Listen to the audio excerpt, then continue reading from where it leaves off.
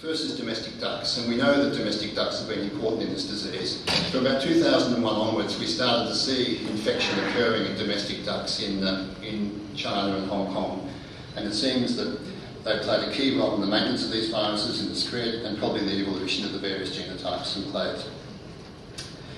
We probably have something like 500 million free-range ducks at any time in Asia. And that's a real challenge when you start looking at how you control and prevent this disease. Because this is not something you can actually implement biosecurity on. These are free-ranging birds. You have to change the entire management system if you want to do something about that. And that's not going to happen in the near future. We have live poultry markets.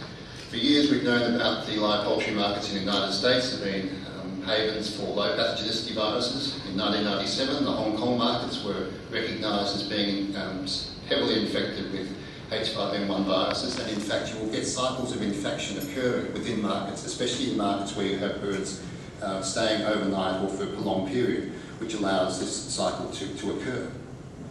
What you often don't see is dead birds in these markets, either because a sick bird very rapidly becomes meat, or people just don't tell you when the birds die.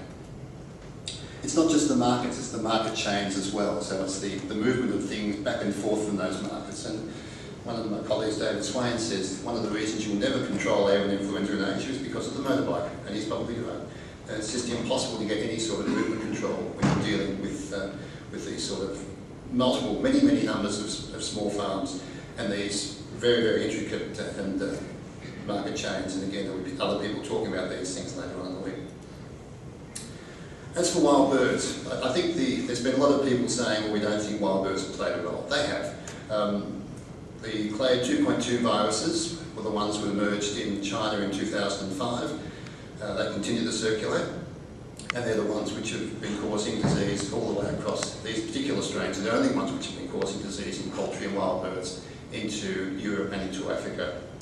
Just recently in 2008, we had outbreaks of disease in South Korea, Japan and Eastern Russia, and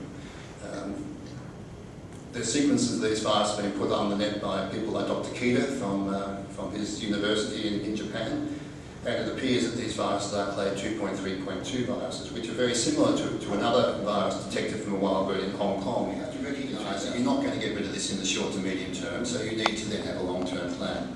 You need to strengthen your veterinary services, you need to have legal frameworks, but there's no point having legal frameworks if those laws are not enforced. And what we quite often see is people go out and draw up laws which are essentially useless because you don't have the power to enforce them. You need to increase your links between the poultry sector, the private sector and the public sector. But many of these factors are actually quite hard to overcome in many of the countries which are infected at the moment.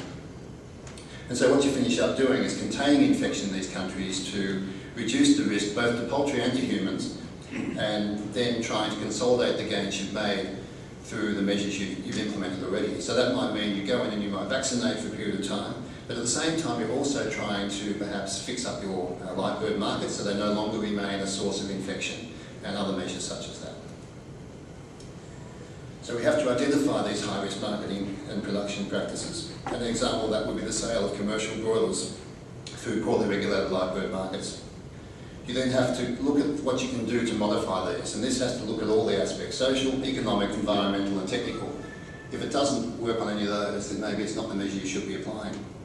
So you look then to minimise the risks and also the harm that's going to be done by those changes. And there will be winners and there will be losers from this. You cannot do this without causing some pain. It will happen. And absolutely crucial, you have to avoid creating new risks. So whenever you put some measure in, if you say put a quota on the number of poultry that can be sold to an area, you're going to encourage smuggling. It's going to happen. So just accept that whatever you do is going to have some adverse consequences which you need to recognise and be ready for.